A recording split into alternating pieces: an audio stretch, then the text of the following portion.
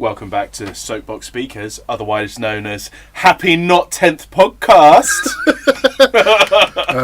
For those of you who are not here for the pre-record, which would be everyone except me and Jake, there was a little moment where Jake thought perhaps this was the 10th podcast. Yeah, and I almost just went for it, thinking, fuck it, no man, I should never doubt myself, but I did, and it paid off.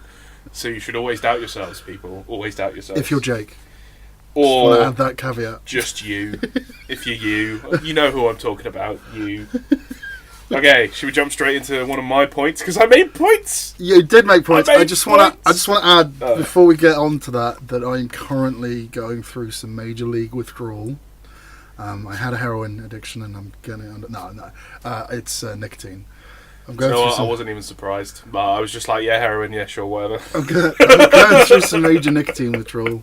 So if I seem edgier than usual... I don't know, you're pretty edgy normally, so people might not notice. You'll be alright. That's why. Yeah. Anyway, to the point. Okay, my first point, right? Hello. So I feel like we need to start with the Trump blimp. Right on. Trump blimp. For those who don't know, there was... Trump came to the UK this week? Or was it last week? It was... quite recently. It was on the weekend. A couple of days ago. On the weekend. Yeah, Friday. yeah. Right. And he came to do, the usual kind of like diplomatic shit that most, foreign dignitaries do when they come over. That he didn't do. No, he didn't. Oh, yeah, I was getting to that. Anyway, so the Trump blimp is a giant inflatable balloon of a baby Trump in a nappy holding a phone that some geniuses in London decided to make in protest of him coming over, which they flew for the protest when he came over, funnily enough. Our mayor, our London mayor, I can't remember his name now because I'm shit. But Sadiq Khan? That's the guy, thank you very much, appreciate it.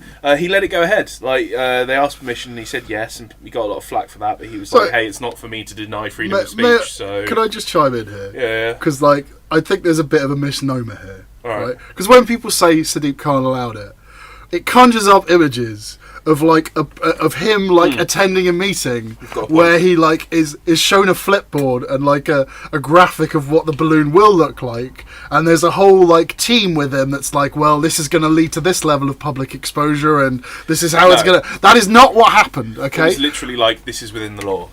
What happened was the department that within the mayor building that decides whether or not something can go ahead as a stunt in the city centre okayed it. Sadiq Khan merely was made aware that they okayed it. It's not like his signature is on the thing saying you can go do this. He did not allow it. He was part of the system that allowed it. I appreciate that. Thank you for the clarification. I knew there was a reason I kept you around. Because the way people paint it, it's he went out of his way to make it happen, and that couldn't be further from the truth. What's funny is that's on both sides as well, because it's either oh, that bastard allowed it, and then the other side is, yeah, he's so cool, he let the blimp happen, but it's actually just he got a note on his desk that was meh. Yeah, this isn't going to cause any air traffic concerns, and this isn't a fire hazard. Yeah, I feel the department that is set up specifically to deal with this has made the correct call. That's literally all he's saying. Yeah. Anyway, so this blimp was then flown. I think it was only 16 feet, so it wasn't actually that impressive. No. But what matters is everybody fucking knows about it, and that is glorious. And on top of that, a lot of people who are quite well known for saying that snowflakes get upset about things far too easily are getting extremely butthurt about a blimp. Gammon is intensifying. Oh, the gammon is real. I'm not sure I like the phrase gammon, though. This brings me on to another point. Oh, okay. I don't like gammon. The left can't meme. It's not good. I don't... gammon doesn't work for me. I'm sorry, what? You heard? The left can't meme? Yeah. Oh no! Nobody can see all of the memes you've made on your phone, Matt. I'll put one up as a picture, though. No. Speaking of, yes, you will, which is going to be Gammon intensifies. Because I was going to ask you to do that very thing. Oh, fine. Sure. So that's spoilers. I say spoilers. It's going to be in the thumbnail. You've already seen it. So. Now you know why. So, regarding the left not being able to meme, I don't accept that. No, I don't accept it either. I just think politicians, politic movements can't meme in general. No, Right, I still don't accept everyone is as shit at memeing as each other. The only people that can truly meme don't exist. that. No. A meme stands the test of time, whether or not it gets shared. It is the most it's like the truest form of meritocracy in existence, where the only criteria for whether or not it gets shared is dankness, right? I'm sorry, it's literally a leftist endeavour. Right, yeah. So, I don't accept this. The left can't meme. It's literally leftist philosophy that's allowing it to happen. And perpetuating it. No, fair play. As for the snowflake thing, Gammon, the reason I like the expression gammon is because it so perfectly encapsulates the kind of person you mean when you say gammon. I mean, yeah, alright, maybe. Right. It's those guys. It's those clear pink-faced, bald, looks a little bit like a gammon steak. You know those guys who are on Question Time, who are clearly Tory plants, right? Who are old guys, liver spotted, right. Those guys, right? That's a gammon. It just perfectly describes what they are.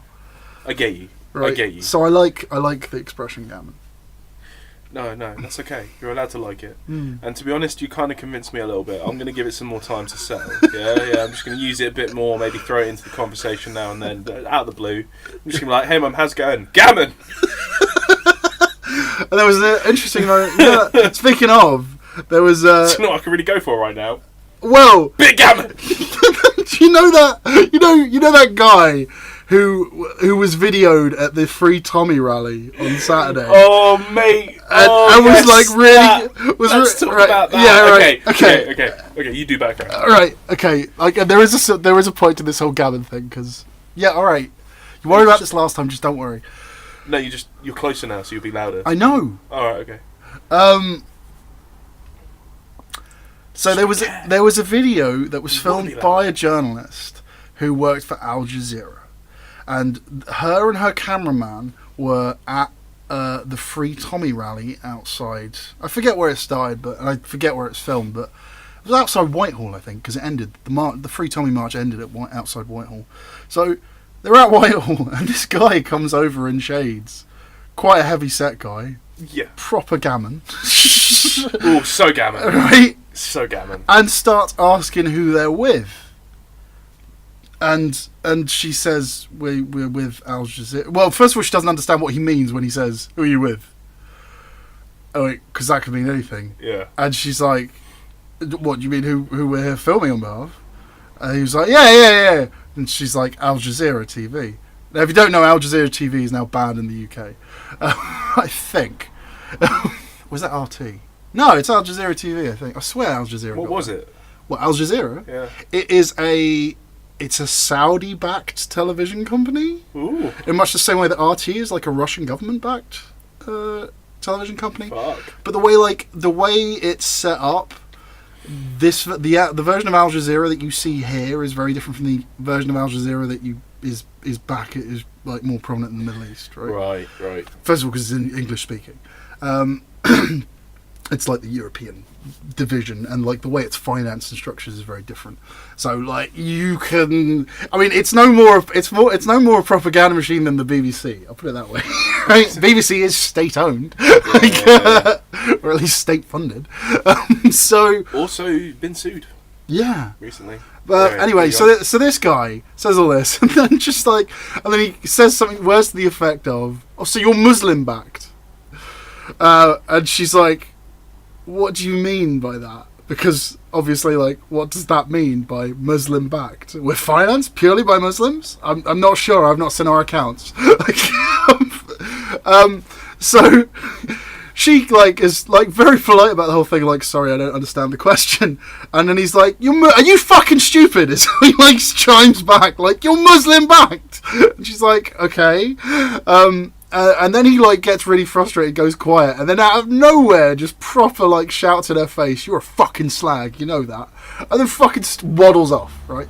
So also, like, just to chime in with an important point, it was a proper waddle. yeah, like proper fat bloke waddle, right? I should know, being a fat bloke, how proper that waddle was. Yeah. So this does the rounds on Twitter. And very quickly, people work out who this guy is. He owns a restaurant. He owns a fucking restaurant. It's great. Now, in the space of 5 hours, a restaurant that had up until then received like nothing but 5-star reviews. It wasn't nothing but 5 stars. No, it was literally nothing. It wasn't 5-star reviews. No, because it's all 5-star or 1-star. Yeah. So, but some 1 stars beforehand. Oh, okay. Right? And I know because I checked, because I looked at like the older reviews. Fair enough. Like, it's very hit and miss based on the reviews if you go there, what kind of mood he is in. Like, yeah, like, sometimes he is that unpleasant based on these reviews. Because this is going back months. Oh. So like, the Facebook group had a review section, and like that just exploded over the course of 6 hours. I went to bed quite late, all over again. quite late because of this. Because I was seeing what was being posted. Also, I might have left a review. But then I went to bed, and the next morning, the group had been shut down. The other thing I found out was the Google review reference. If you look for it on Google Maps, has also been removed. So you can't leave a review there either, because people were trolling that. The Instagram account attached to the restaurant has also been removed. The only thing that still exists is the website for the restaurant, which you can't leave reviews on. It does have a phone number on it, though, if you want to call it. No, not only that, but people were booking tables, and like just hundreds of people booking tables and they're not turning up. Yeah. Yeah. His business got fucked. Yeah. Because he called a woman a slag on TV. Yeah. And to be honest, I'm not even sorry. Yeah. Oh, yeah. I mean, the comment I left was like, was freedom. I saw it. Yeah. Was it freedom of speech, not freedom of consequence? Yeah. So it's like, yeah, you are free to say this shit, but just don't be surprised when people call you a fucking arsehole for it. And they did. Also, by the way, people can now find out who you are. Well done. What? People can now find out who you are. How? Because they just need to go to his that. What, the Facebook group that is now shut? Oh yeah, they shut it down. Yeah. Never mind, you're safe still. For now. I'm sure he won't open up the page after he's done a lot of editing. So possibly. It was just funny. Yeah, it was funny. The reason I was reminded of it as well, going back to the whole Gammon thing, is because basically everyone's comment on the review was like this Gammon is disgusting. Yeah, the Gammon only serves Gammon was disgusting. And interestingly, someone was unaware that all Gammon is pork, because they basically said like, do you serve halal Gammon, which I feel is somewhat not understanding what halal is, and that, you know, if you're a follower of Islam, you don't eat pork. Yeah. So Gammon is pork, so you wouldn't eat Gammon. So why would you? Why would you ritually kill a pig that you have no intention of eating? Yeah. Anyway. And would, I believe, become unclean by being around and touching and working on. Yeah. I'm not going to pretend to have an encyclopedic knowledge of what something makes something halal, but I just thought it was interesting. Like, do you mind if we go back to Trump? No, not at all. I've got stuff on Trump as well. Sweet. Was one of them Trump and the EU? Yes. By EU, do you mean NATO? Yeah. And what he said about the EU at the NATO meeting, and what he said about May. Yeah. And what he said to Putin. Yeah. Yeah. I mean, I missed the Putin bit. Oh my god. I know vaguely what happened. I get to put the icing on the cake, essentially. Like, let's do this. So let's start. Pitch it. Okay, so the NATO shit. Essentially, like, you were going to fill in the gaps here with more detail, but like, so Trump went to NATO. Like, I feel like we should start a little cartoon series of like Trump goes to straight up. Trump goes to NATO and then tells everybody off for not spending enough money on defence, a lot, and then says that the EU is his biggest threat. biggest foe, and generally shits all over decades of diplomacy and alliances, and just generally makes a fucking hash of it, and then afterwards goes, "Oh no, I didn't mean it." No. Like that makes it all better, and he hasn't already irreparably damaged all of these relations. Okay, you keep going. And he's fucked it. Do you want to know what I've realised from this? Yeah, go on then. It's his strategy. Okay, so here's what he does. Here's what I think actually happened. Okay. So he goes in and he's like, "Yeah, I'm a big, strong negotiator, man. I can throw my weight around, swing my dick around, right?" So he runs in and like at this dinner where there's loads of press, does this whole thing of like, "I need you to be spending 4%. I mean, we're the US is spending 4%. We've got a much bigger GDP than most European countries. I don't think that's fair." However, proportionally speaking, it is exactly fair. Let's just be clear on this. Like, that is literally how percentages work, Trump. So he says all this, like, which they weren't expecting. Huh? I think they're expected to pay. It's 2%, right? I'm getting to that. Oh, okay. Right, and I don't think he read the brief going in. Like, I think he was just like, "I'm going to wing it," right? And then at the closed meetings, they all say to him like, "Okay, mate, here's what you need to understand. Just like last time you were here, just to remind you, here's what happened. There was the thing that Obama negotiated, who is not you, where we agreed a payment increase over time. By 2020, every EU country was going to be spending 2% GDP on defence within NATO. That's what has been agreed. Here is how we're doing. We're on target. What the fuck, man?" And at which point, he then is like, "Oh, okay. Yeah, cool. So I did all this? Cool." And then, like, at the press conference, is just like, "Yeah, I made all this happen. That thing that Obama negotiated, I'm going to claim credit for. That's what I did. After they've just explained to me all these little details that I couldn't be bothered to work out beforehand. I've now been briefed on them. I'm now going to claim them as my own. And none of you who are listening to this are going to bother to check any of this. Fake news!" And anyone who says otherwise, I'm going to call fake news. Beautiful. Okay. And that is Trump in a nutshell. But he goes in like talking bollocks of some like Fox News soundbite regurgitation. That's his opening gambit. Then shit actually happens. Then he listens. Then he just regurgitates that, makes it look like he knows what he's on about because he's regurgitating everything he's just been told, and spins it to make it look like he did it. And this is part 1 of 3 of Trump fucks it all up. So after that, he goes to his visit to the UK, his state visit, where he gets protested by 250,000 people because they fucking ish. Yeah, I don't mean to be that guy, like, argue about crowd sizes. I mean, I'm not But Trump. it might not have been that big. I don't think it was 200k. Alright, fair enough. It was a lot of people, though. Yeah. Let's just be clear. It was a lot. Phil Trafalgar, and they had to use surrounding areas as, like, filler. Yeah, spillways, right? And they filled up too. Yeah. So that is a lot of people. Yeah, they brought London to a standstill. Yeah. As is tradition. Yeah, I mean, as is tradition. I'm not saying it wasn't 200,000 to diminish it at all. I'm just saying, like, anyway, sure it was 200,000. Anyway, he comes over to the UK. And essentially, oh no, I've forgotten what he did now. Fuck, that's really embarrassing. Well, at NATO, he did this whole thing of like, well, depending on, before he'd even come over, Theresa May had released this white paper, which was basically going to be like negotiating stances. Yeah, it was right? the Brexit shit. He was like, nah, it's fucking stupid. You should have taken my advice and sued the EU. No. Okay, no. Here's the thing. He told her to sue the EU. No. Here's the thing. This is when I realised how sleazy Trump is. Right.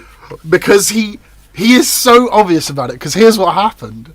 The journalist says to him, "What do you think about the white paper got released?" Or words to that effect. And he says, "Well, I did tell Theresa what to do, but she didn't listen and she didn't do it. So, I'm not sure what she's currently going to do is going to work." And the journalist goes, "Oh, what did you tell her?" And his reply is, "Yes, I told her what to do, but she didn't listen." Okay. No, he didn't say that it wasn't going to work. He said that her current position with Brexit was not going to would mean that there'd be no trade deal with the US. Specifically said that. It's not it's not going to work. Yeah, that's fine. Yeah, that's fine. And yeah, if they follow through on what they currently laid out, we wouldn't actually be able to trade with the UK in the way that the US. The US, sorry, the way that I thought you'd be able to. Yeah. Which is fine, and I think kind of accurate for him to say, but it's more the, like, yeah, I told her what to do, and that would have worked, but she didn't listen. Oh, what was that then, Mr. Trump? What was that, POTUS? What words of wisdom did you give her? Yeah. Yeah, I told him, but she didn't do it. Right, okay. And in my head, I'm just like, does he not realise? Is he making this up? Like, did he tell her what to do? And then, like, there was this interview with Theresa May, like, after he'd gone, where they asked her directly, like, what did Trump advise you to do? And she said, he advised me to sue the EU. Now, I've never seen that woman throw shade. But in that interview, I got the distinct impression she was throwing shade. The intonations of her phrasing there were throwing shade, because when she's asked, like, what did he ask you to do exactly? And she says, he told me to sue the EU. The fact that she answered was throwing shade. The fact that she told anyone what he said was throwing shade. Because just, what a fucking twat. Yeah. So anyway, part 2 was right there. Yeah, that's part 2. And then when she goes to Chequers, he's like, oh no, Theresa May was great. She's the best. Brexit's going to be fine. Because I think, again, they had a little chat, and they were like, what the fuck, man? Like, what the fuck are you fucking doing, you fucking orange twats? Anyway, part 3 with love from Russia. Yeah. He goes to Russia. And he has an interview. He doesn't have an interview. He has a talk with Putin, and generally hangs out to negotiate with Russia. And he goes into it with the whole, like, oh my god, we've been enemies with Russia for ages. I'm going to negotiate the best relations. It's going to be the best ever.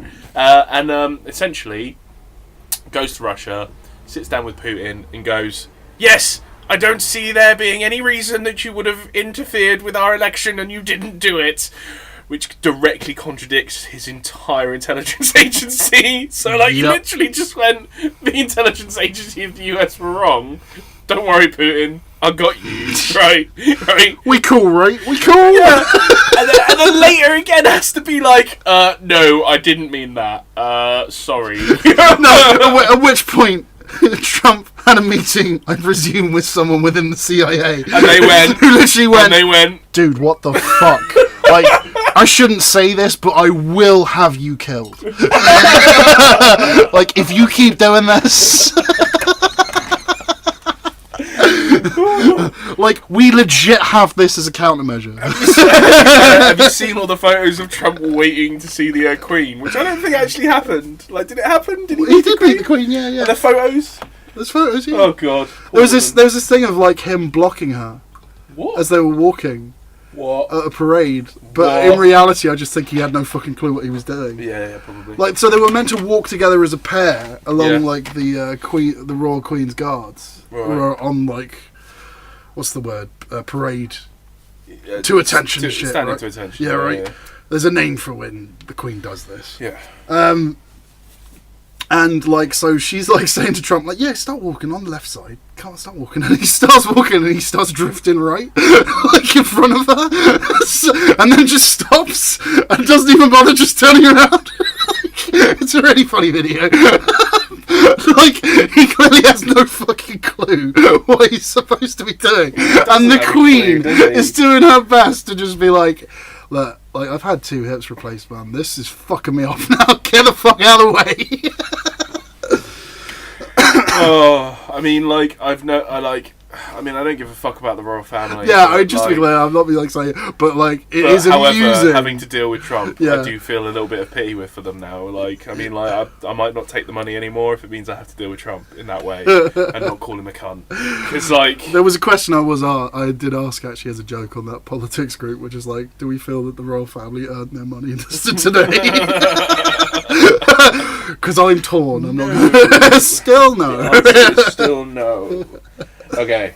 I feel like we should get through all of my notes and then we can move on to yours, if that's cool. Because That's cool, I'm man. basically close to done anyway. Oh, okay, no. Final point on Trump. Right. Final point on Trump. Point 5. The unexpected point 5. Well, point this 4. this is a bit of a kind of like less about Trump and more about a Trump supporter Right. who was on the radio. It was an old lady. She sounded very northern, possibly Scottish. Okay. And she came on the radio. And Careful now. All right. Shut up. Let me talk. Anyway, she comes on the radio and she's like, I don't think it's fair the way people are treating Trump.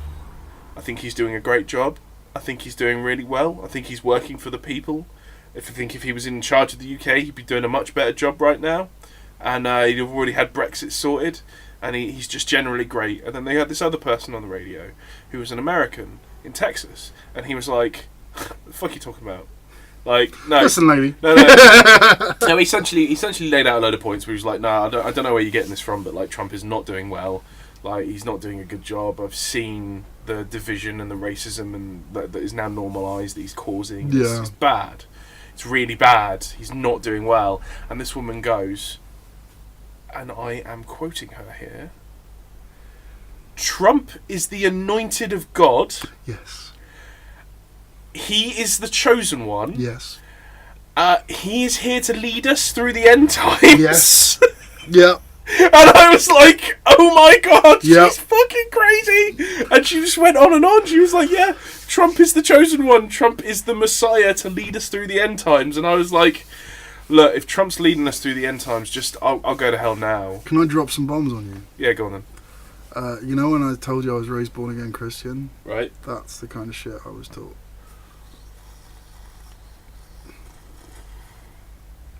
What the fuck? Okay. That is some crazy shit, and I'm Seriously. glad you got out of it. Seriously. I'm glad you got out of it. Everything you're describing Fucking there, I'm Christ. like... Well, I think we've talked about it before on like a previous podcast, but you know the two pastors that opened up the embassy in Jerusalem, the US embassy, they both believe... Yeah. Like, one of them is quoted as saying Hitler was sent by God to bring about the creation of a Jewish Zionist state. It's fucking grim. Yeah, and all of this is to bring about the end times. So yeah, this whole anointed by God, chosen by God thing, yeah, it's common. And unfortunately, like a lot of his hardline supporters in the US. Yeah, but how do these people like justify switching from one person to another? Because like they must have several people that they go through, right? So like Trump is the anointed of God, and then when Trump is done, they'll go to like the next person. Yeah. It's called cognitive dissonance, though. All right, fair enough. And Anyway, that was my bias. final point on Trump, and my last topic is about schools in the UK. Funnily enough, Okay. specifically the idea of 100% attendance awards. Okay. So, like, at the moment in the UK, because of legislation that the Tories have put through, attendance is it has a massive impact on how schools are graded now. Yes. So schools are now kind of heavily influenced to make sure that their kids attend as much as possible. And the way they've decided to do this is by rolling out 100% attendance awards, which come in the form of everyone who has 100% attendance gets to go to the theme park at the end of the year, or everyone who has 100% attendance gets to watch the movie at the end of the day on this day, or gets to have extra break, recess time, Wow. and stuff like that. And I'm not talking about like 100% attendance minus days when you're ill. I'm talking 100% attendance. Straight. So if you are ill, you lose it. Wow. If you are disabled, you lose it. If you have leukemia, there is a specific case where the kid with leukemia got told that she wasn't coming to the theme park with the rest of the school because she got cancer and had to have treatment, so she didn't get a 100% attendance award. Like, what the fuck is going on? This is fucking ridiculous. I mean, like, and the whole point is to try and help. Okay, so the whole point of it is actually to get higher attendance so the schools do better. It's very cold and it's very calculated. does it actually show that schools do better if you have 100% attendance? I know it's a weird question. It's just like... No. Is it my argument would be no, they don't. It's Right. not about attendance, it's how well they're being taught. Yeah. And it also depends, but the problem is that the government has defined how well a school is doing based on its attendance.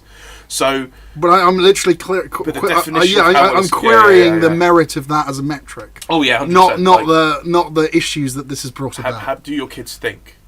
Do your kids critically reason? Can your kids do math? This is how we should be judging them, right? Sure. Anyway, but essentially the point is that again, I listened to this on the radio. It was just there was the lady who was talking about it, and she was like, yeah, so if you were talking about this morally, the whole point of this is to try and help kids that don't have good home backgrounds to get to school more.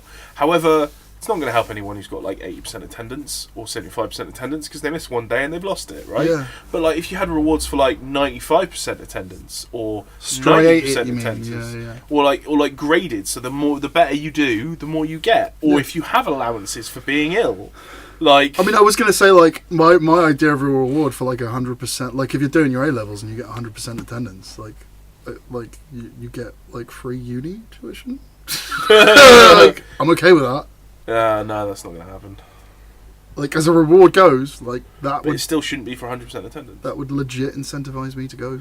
And in one of the arguments that they made on the radio, again, and it's fucking blew my mind, was yeah, but hang on, aren't we teaching our kids what it's going to be like in the real world? Because if they're ill a lot, then they're not going to get a job. And I was like... That's not how that works. Wow. Yeah, it's how they want it to work. That's not how it works. Yeah. And it's first of all, well, it might be with Brexit, but first of all, first of all, you get ill. That is a fact of life, and that is a thing that people have to deal with, and it should be factored in regardless of what you are doing. Second of all, okay, let's assume that is how the world works. Let's assume that. Aren't we trying to teach our kids to believe in changing the world for the better? It's compassionate. Aren't we trying to make them human beings that go out and try and change the world in an image that is better than the one that they found? No. We're not doing that. No. Fucking hurts my brain. You want your population to be smart enough to keep turning the wheel, but not ask why they're turning the wheel. Right? That's the fine line you've got to dance, right? I know. You want a capable population, but not one that's so capable they realise they don't need you. Not to sound conspiratorial about it, but literally that's it. It's not a conspiracy if it's true. And it's just fucking cold and dark and grim and...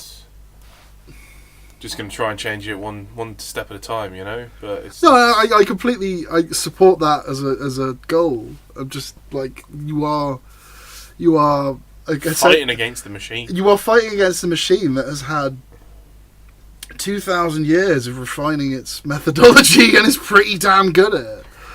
Yeah, more than 2,000, mate. Yeah, 4, I'm just yeah, basically ever since we started storing grain,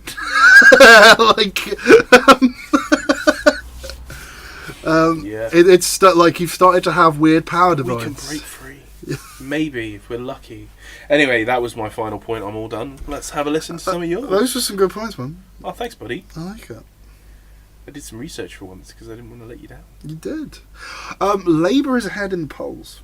Woohoo! Right, Labour. Jeremy Corbyn. Yeah, the spread isn't such that I'd think that they clearly get a majority, but they are beating the Tories quite considerably, and a couple of polls have come out, kind of confirming this, but completely coincidentally, right, the issue of anti-Semitism within Labour has been raised again.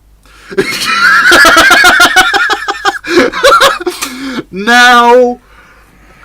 A cynical man might... No, not a cynical man, but, for an organisation that wants a man to adopt a definition of anti-Semitism within the Labour Party that specifically forbids you suggesting that the Jews control the media... There seems to be a lot of control of the media regarding this whole anti-Semitism thing. Wait. That's some dangerously anti-Semitic talk, right? I know, but I also can't help but think of it. Because it's literally, the day before, Labour's ahead in the polls. The next day, anti-Semitism is a massive problem within Labour. And last time this happened, it was the same thing. It was like, Labour's doing pretty well. Next day, anti-Semitism is a huge problem within Labour. I'm not making it up. This legit has happened repeatedly. And I'm not saying it is a grand Jewish conspiracy. But what I am saying is the media fucking hate him. And they will beat him with that stick. Yeah. And I don't think it's because they're Jewish. I heard today on the radio Rees-Mogg is now in control of the government. Is he? I don't know. In what way? Like he's not. But like an MP has been quoted saying that. It's fine. Because he has a little posse of 40 MPs that are fucking ruining everything Theresa May's trying to do. It's fine. Which is fucking funny to me, to be honest. Yeah. Like, it's just like, yeah, alright. Like the hard levers in the Tory party are fucking it up, and when they're not fucking it up, the soft levers / Remainers are fucking it up instead. Just to be clear, I think it's the soft ones who stand the best chance of delivering a least bad Brexit. Yeah. Oh, it's going to be grim. It's going to be so grim. You heard it here first, folks. Totally. Yeah, we are the first people to have ever suggested that Brexit might be really shit. No, I mean, also, like, they are so desperate not to have another referendum as well. That's the other thing. Theresa May was like, there will be no second referendum because people will totally then realise that we don't want to leave anymore. Okay, but here's the thing. Do we still want to leave? No. Oh, yeah, I know we don't. As a country, we don't. Don't we? I would be very surprised if we still do. Because everybody voted, leave, right? And the whole vote was geared around, like, yeah, we're doing the thing. Woo, yeah, we're going to do we're taking back power. And now reality has had time to set in, and people are going, oh, wow, this is going to have an actual significant impact on my life. It already is. And now I'm like, shit, no, we totally shouldn't be leaving. What do we have to gain? Oh, did you also see that report that the Conservatives Party has started recommending that you start stockpiling tin food? No. No, I'm not joking. Fuck off. No. Really? They legit have issued that as like a public service announcement. I'm actually Googling that on my phone right now. That happened.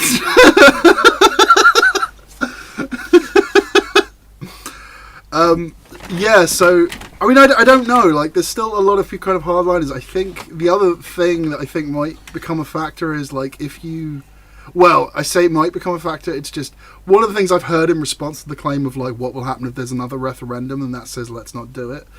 A couple of people have said like you're going to hands down have like a civil war in the UK.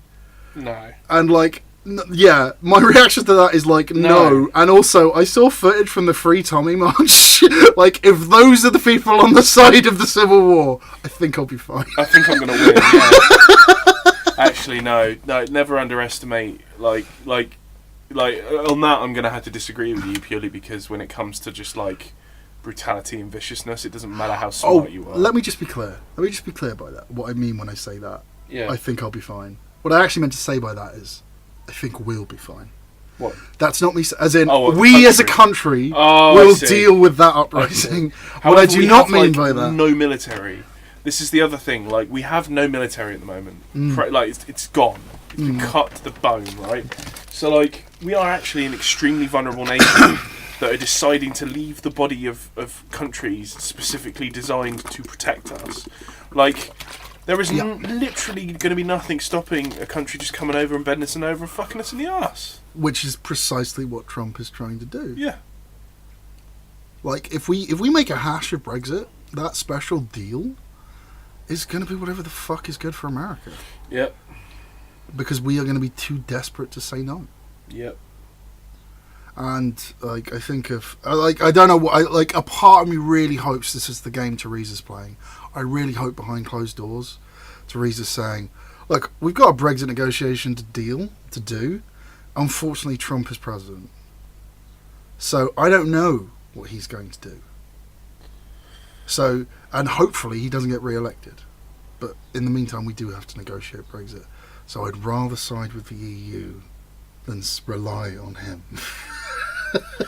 I hope Theresa May is going, hey, look, if we make this look as uncoordinated and shitty as possible, maybe we'll eventually get the opportunity to not do this. That would be great. Yeah, I mean, I think on paper that is legit what's happening. Because from what I remember when, like, the day of the result kind of was released, it was just fucking crickets, but in the Tory government. Because they were like, oh shit, they actually want us to do it. Fuck. We didn't plan for this. Resign. We didn't plan for this at all. No. We just were appeasing idiots. We didn't think they'd do it. We didn't think we were that stupid. Yeah. To be fair, I think a lot of it was like, it's not necessarily the entire Tory party doing that. It's like essentially Boris Johnson and the fucking idiots that put too much effort into the Leave campaign suddenly went, fuck, we've pushed it too far. Wrecked a nation for the political gain that we didn't even get. Yeah, for the political gain that you couldn't deliver on. Oh yeah, the political gain that you then realised you couldn't take because you'd then be responsible for Brexit. You fucking mong. Well, the hope was that it would be like, oh, we'll get their votes, but they won't have got what they wanted. But we got them a vote. That's the credit that they were banking on, not the credit of shit. Now I have to fuck the UK. Oh, I'm a bit depressed now. I'm not gonna lie. Like, just thinking about that. I mean, just to be clear, I'm kind of excited. Because it's complicated to explain. Some men just want to watch the world burn. Well, it's partly that, but also it's generally in kind of cataclysmic situations like this that you get a period of great innovation and social change. Actually, yeah, you right? have a point. So you're hoping for a revolution. So I'm kind of like. Because not being funny, we could a revolution in the UK could take the form of utilising the vast amounts of renewable energy we have on our coastline to become self-sufficient. Yeah, like completely rejuvenating our how land is used. Yeah, how we grow our food. Like that we're kind of in prime fertile soil to have those vast revolutions. Same with like our construction industry. Yeah. I mean, if we can't import most of the materials that we need for our current construction methods, we're going to have to start figuring out some new ones. Yeah. Let's make them more renewable. Let's make them more sustainable. Yeah. Well, I hope it goes that way. So when I say I'm excited, it could go the total opposite way. Completely. But then you'll have that period of burning. Yeah. And then there'll be regrowth, and it's what you build out of that then is what the next generation inherits. Yeah. Is how I see that. Okay, we fucked up. And if it is that climactic, potentially it is. I mean, here's what you're going to see. If it is that climactic, you're going to see a continually underfunded NHS. You're going to see the elderly die off in droves. You're going to see the disabled die off in droves. You are going to see a lot of shit happening very quickly. That will make it look like it'll look a little bit like what's it called? Children of Men. Children of Men. Which, to be honest, I'm a little bit excited for, just because you're going to have You're going to have a massive generation of kids, of teenagers and young adults who decide not to have kids. You're going to have a whole raft of shit happening that is going to rapidly change the face. In the course of 20 years, it's going to rapidly change the face of the UK. Could not be that bad though. Huh? This could just be a road bump. Yeah, of course. But my point, the reason I'm bringing this up is just even if it is that bad, it's not that bad. Yeah. It's not hopeless. There is hope at the end of this. Thinking about it's horrible, but there is something to come from it. Thinking about that though, I'm pretty sure when they overprinted money in Germany, was it Germany? Yeah, the Wehrmacht. Yeah, I bet everybody was like, no, don't worry, it's going to be fine. Everything will be fine, it's just a minor road bump, and then everything fucking tanked, right? Yeah. So, could be that we are leading ourselves into a fucking tank, and that's just fine. nobody knows. But I quite like the idea of using £20 notes as wallpaper. Yeah, me too. It looked nice. Little history joke there for Tell you what, those paying attention. I quite like the idea of being able to buy my land and property with a fucking like tub of tinned food. Like that'd be nice, you know. Yeah, like. So I like whatever happens, I'm intrigued. I live in interesting times, and I'm liking the fact I am. Fair. Because I don't think I'd be this engaged. And this... I kind of feel like that's a really good... Like, that would have been a really good point to end this fucking podcast. I'm a little bit disappointed it's so early on. Like. But, yeah, I'm glad I live in these times. And we'll see you next week, then. Okay. Have you got any more points that you want to get done? I've got a bunch. Oh shit! I don't think we're going to be able to do them all because I'm a bit tired from work. That's okay. I've got two main ones I really wanted to cover. So like a couple of things. Like so there was a massive like anti-Trump demonstration on the Friday, right? And on Saturday was a massive pro-Trump and Free Tommy Robinson march. Right. Okay. And when I say massive pro-Trump march, I mean about 700 people. And I also mean that the Free Tommy Robinson march was about 10 times bigger. like the Free Tommy Robinson march probably pushed maybe 10,000. Like there was a lot of people there. So, and they decided to kind of meet up together at like the same time outside Whitehall and kind of march together. I'm not sure whether or not that happened because I think the pro-Trump lot, while they're outside the US embassy in London, I think they fucked off pretty early because they realised like, oh, this is it.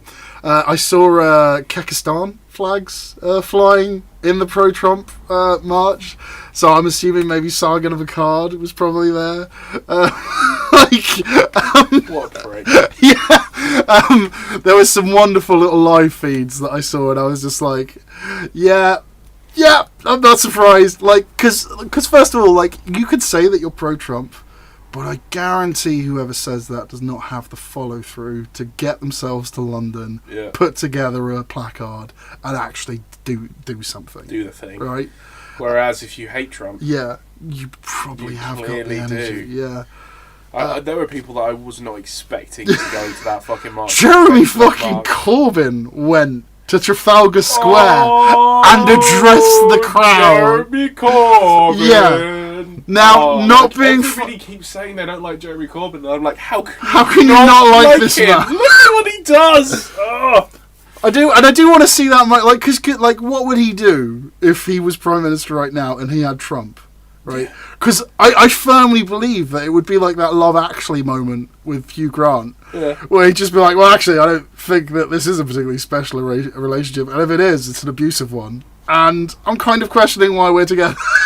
No, because you've already seen what he'll do, because he does it with journalists when they question him, like in a like an abusive or an aggressive manner, because he'll just be like, look, what the fuck are you doing? Stop! Why? Like, yes, this is my point. Fuck off. Right? Like in a polite way. And he'd do that with Trump. And it would be great because Trump would be like, we're the best. Hold my hand. And he'd be like, no.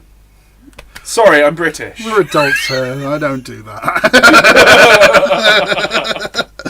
Whereas Maybot was just like, yes, I will hold your hand. Come here, Mr. Trump. I really hope. I mean, I don't, like, first of all, like, May...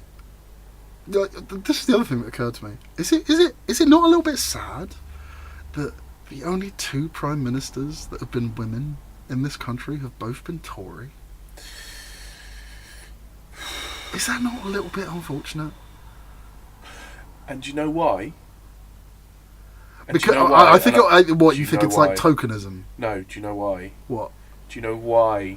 No, I don't. Tell me. The Tory party has had all of the female prime ministers. It's because the Tory party is predominantly made up of frat boys that have come through the fucking public school system, which means it's far more likely for a woman to be able to prove herself more competent than every man in the pie. Oh my God, you're right. Yep, you're welcome. That is straight up the reason why. Mind blown! Damn, son. That is exactly the reason. That is exactly the reason. And it's fucking depressing. Yeah. It's literally mummy looking after the boys. Yeah. Okay. Because that is all Rees Mogg and Boris Johnson and all those fucktwits are. They're just fucking frat boys. Yeah. So, Posh frat boys. regarding the Free Tommy March. Right. Is this point 2 or the continuation? Let's call it point 2. Okay. There is a thing that I want to bring up because I feel it's relevant. Okay. And I don't feel enough people know about it because generally it doesn't enter their radar. So, there were counter-protests against the Free Tommy March. I didn't know that. By Momentum and Antifa. Oh, fucking hell. And generally, whenever you do counter-protests directly like that, violence ensues. Yes. Now, I'm going to say this, and this is in no way me defending the right or the left. It is just me pointing something out. The Free Tommy marchers and the pro-Trump marchers were not there on Friday. They allowed the protests to go on. They did not interfere. The next day, the flip side happens, and the left does not extend that same courtesy. My question is why, and is that okay? Ooh, that is a good one. Well, I've seen a lot of memes. So I think I know. So I feel I'm somewhat of an expert on this. No. Like a lot of memes which essentially revolve around the idea of like centric views. So like being centrist, right? Yeah. So it's just like, and how it doesn't work. Because like it's just like, because like in theory, you know, you find the middle ground compromise. However, if what you're compromising between is genocide and don't do the genocide, and you're like, hey, let's do half the genocide, and when the right goes, all right then, and the left goes, no, that's when it comes about. Okay. So they were a massive protest about how Trump is not an okay person, having no anti-marches against it. It's unfair to then say, like, it's unfair to go, hey, well, our anti-protest Trump protest march didn't get any kind of like counter marches, so that means our free the guy that broke the law and should serve his term shouldn't get any either. I'm looking for the part where those protesters are suggesting genocide. Well, anyway, no, like essentially, I was trying to figure out how to say it in my head, and it didn't come across properly because I'm fucking tired. No, I understand. However, let me ignore all of that. Yeah. Starting again. So, an anti-Trump protest march is essentially just going, look, we don't agree with the way that you are currently. Fuck. Take time. I will. Thank you. Agree with how you're currently doing things, man. Like, it's not cool, and we want to show the fact that we don't agree with what you're doing by putting on a massive march. Sure. Because that's pretty much the only way we can do it, because you're the president of the fucking United States, so fuck you. Whereas, and so having an anti-march to that just doesn't make sense. Like, why would you be like, no man, the fucking president of the United States needs defending? Like, fuck, no, yeah man, like, why are you doing that? However, the Free Tommy March, because I'm ignoring the pro-Trump march because it was 700 people, who gives a fuck. But like, the Free Tommy March is like a bunch of racist people going, no, free him because he was righteous in breaking the law and disrupting the what's the word I'm looking for? Due process. Due process, yeah. And then organising okay, hang on. No, again, scrap the whole thing. They were allowed to come and do a fucking anti-Trump protest march, but they decided not to. But that doesn't mean the left can't then do an anti-march for their fucking thing, because they have the fucking like organisation and determination to go stand up and go, hey, do you know what? I don't like your fucking march. It's stupid, and I'm going to come along and say that right next to you because you're a prick. And if they didn't have the fucking organisation and the forthrightness to organise enough people to fill Trafalgar Square going, hey, Trump's an alright guy, that's not our problem. And I say, so you are literally advocating for rule of mob. Who can assemble the biggest mob? Well, isn't that basically democracy? No. Yeah. Okay. democracy is organised rule of mob. Apologies. Let me clarify. What we have in this country is not direct democracy as you're representing it there. Oh, right. Okay, yeah. What you're referring to is direct democracy, right? Yeah. Which we don't have, and I think the only one that comes close to having it is Switzerland. But, yeah. Okay, yeah. I see your point. Well made.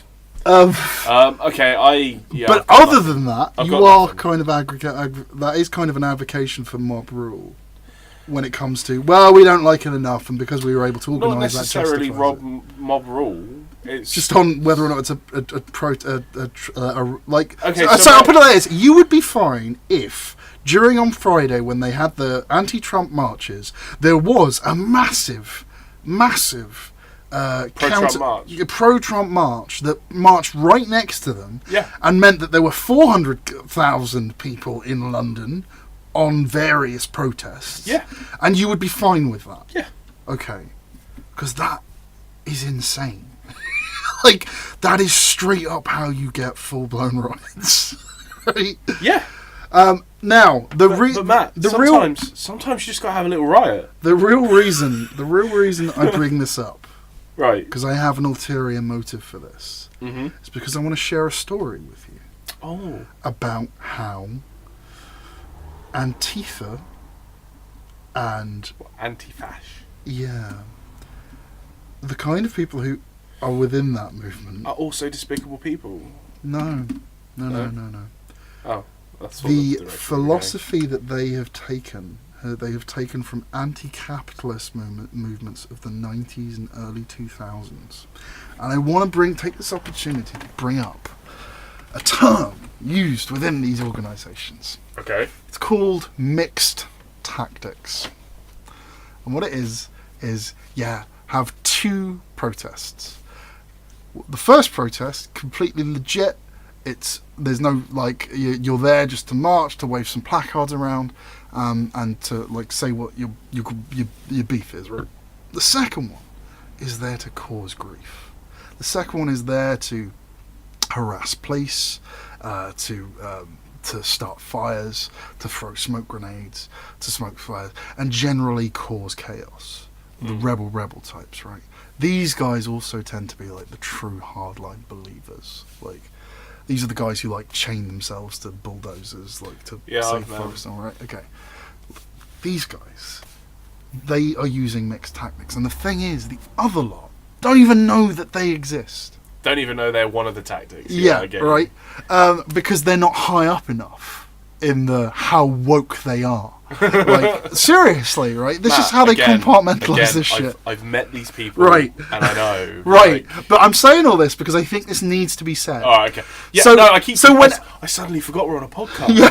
There are other people that need to know. Right. Yeah, Matt. Why are you telling me these things? We're not being recorded and sending this out into the internet. So, like, when it comes to organisations like Antifa doing their counter protests, and I'm sorry, whenever the EDL does a march in Dover, I go and watch because I know Antifa's going to be there, and it's always someone in Antifa who kicks off. It is always them that throws the first stone. And you could say, well, yeah, they're fighting Nazis. You could say that, but that isn't what's happening. No, they're starting a fight. Yeah, that's what they're doing. And then people are getting hurt along the way. And I'm not saying this like, oh, the poor neo-Nazis, we should defend them and help them. I am saying, however, it is fucking disgusting to say, well, it's okay to do this because they're Nazis. I mean, I'm not sorry. And also, I don't believe that you are there to fight the fash. Just as, by the way, I don't actually go to any of this shit. I do, just because I'm curious. And if I go with, like, a first aid kit and some water in case someone really gets fucked up. That's literally the only reason I go. And because I want to watch. So I'll find somewhere that's like an elevated position where I can just sit down, have some coffee and watch. And, like, if any police ask, like, why I'm there, I'm just like, just here watching. Like, I won't have anything on me that like would be dangerous to throw or anything like that. I'm like, this is what's in the bag. Check all that. I'm not here to cause any trouble. I'm just here to observe. And generally, like, if they like buy that, then I'll stay there. Or if they want me to move, I move. But I always find it quite interesting because Dover is pretty close to where I live. Yeah, true that. So whenever I find out that one's going on, I go down. Anyway. Fair. Okay. But mixed tactics is a thing. Yeah, no, and it's a thing used by like leftist, like extremist groups a lot. Yeah. The London riots, those anarchist guys that like started smashing up shop windows and stuff. They will have been old guard anti-capitalist ralliers from like the early 2000s and the 90s. Yeah. Greenpeace for a period like had a lot of them in them, and that was a lot of what they were doing. Yeah. Speaking of, did you see the Greenpeace stunt against Trump? No. Oh, this is beautiful. So you know how he went up to Scotland and played at his golf course? Yeah. Someone someone with a Greenpeace parasol. You know that. I have heard of this. Yeah, right. Flew it by him. Just flew it was like a powered kite. Yeah. Just like flew over the green, like 40 feet above the ground, towing this massive like banner. And it's really lucky he didn't get shot. And it read, "Your performance has been under par." I like the video. If you watch the video footage, it's just him slowly gliding like across the sky with this massive banner, just floating around. He got arrested. No, he didn't. He did. He got released. But No. The person they arrested was a local representative of Greenpeace, who they can't link to that. They just know that this person is Greenpeace. They can't confirm the person's identity, so they can't charge him with it. To do that. Anyway, yeah. So like, it's an associate who they brought in for questioning. They didn't have enough to charge him for anything. At least last time I checked. Right then.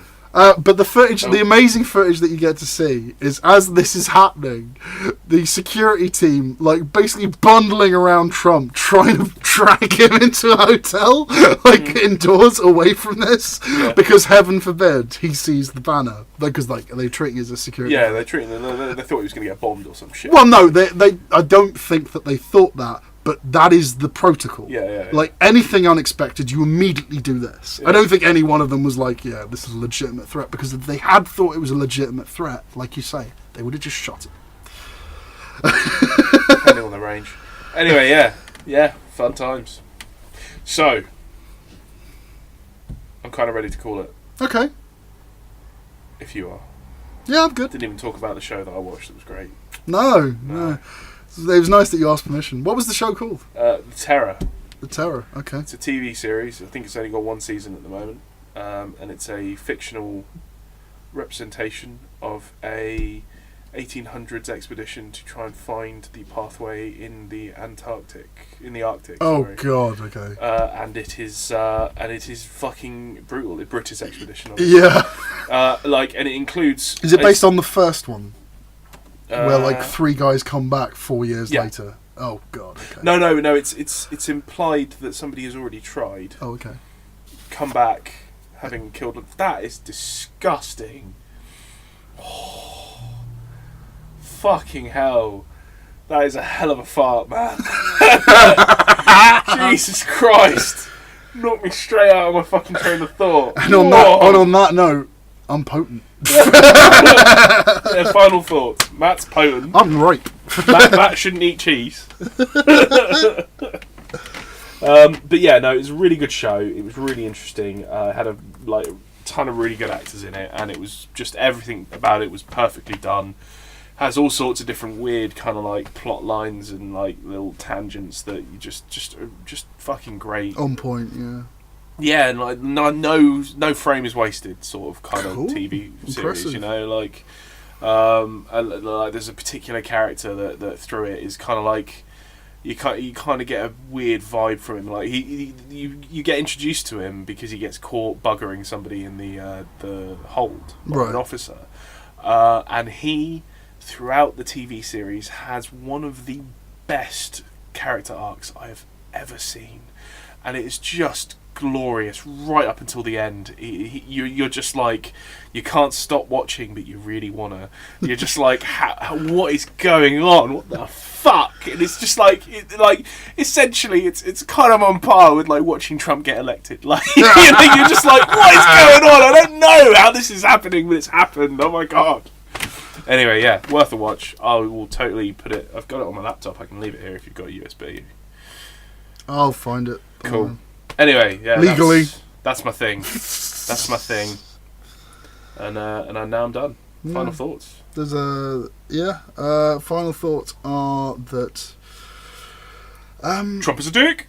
For what was like a piece of satire regarding POTUS being a big baby, it's quite interesting to see how butthurt and babyish people are in response to it. And I wish the Kickstarter for Amir Khan, a counter protest balloon, all the luck in the world.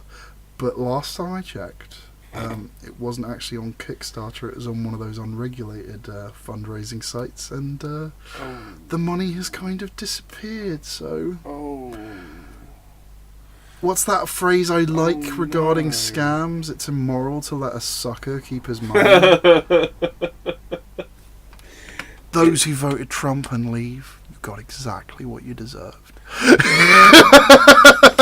So final thought. It's immoral to leave a sucker with his money. To let a sucker keep his money. Yeah. Cool. That'll do it. Farewell, ladies and gents. That'll do, pig. And indeterminate genders. And indeterminate genders indeed.